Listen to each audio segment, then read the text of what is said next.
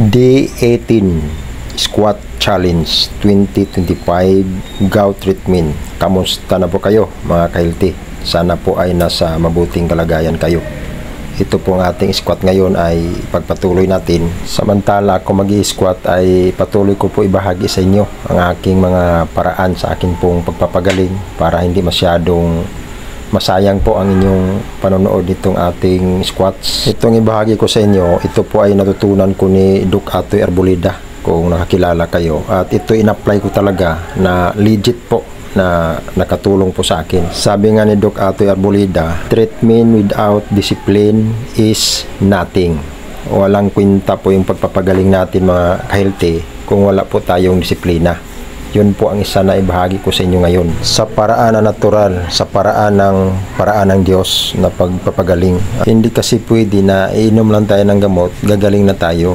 Kung di, mayroon tayo talagang gagawin para tayo tulungan ng Diyos na gumaling tayo sa ating mga karamdaman sa pamaraan na natural. At ito ay ang 7 doktor na ibahagi ko sa inyo na kasama lang natin sa ating bahay.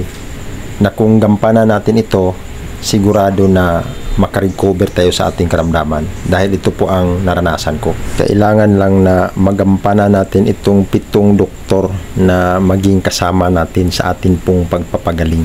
Kasi pag hindi natin makumplito itong 7, hindi tayo makarecover sa ating mga karamdaman ayon po sa aking experience. At ang ipakilala ko sa inyo, ang doktor number 1, walang iba kung hindi ang tubig. Alam na po natin mga ka-healthy na ang ating katawan nasa mga 70 to 80% tubig. At yung tubig, hindi pwede yan palitan natin ng ano-ano mang inumin na masarap. Ang tubig ang kailangan ng ating katawan. Pag sinabi H2O, hydrogen is part 2 oxygen. Hindi dadaloy ang dugo natin ng maayos kung hindi tama ang pag-inom natin ng tubig. At ang tamang pag-inom ng tubig, kung hindi man tayo uhaw na uhaw, pwede tayo uminom lang ng half glass of water. Dahil pag sumubra yung ininom natin, ay itatapon lang din po yan sa ating katawan. Pero kung ikaw uhaw na uhaw, lahat na inumin mo, ma-absorb yun sa katawan mo dahil uhaw na uhaw ka. At mayroon pong tamang guideline sa pag-inom ng tubig. Kahit nung naranasan ko yan, nung naghingalo ang kidney ko, hindi basta-basta ako uminom ng walang sukat na tubig.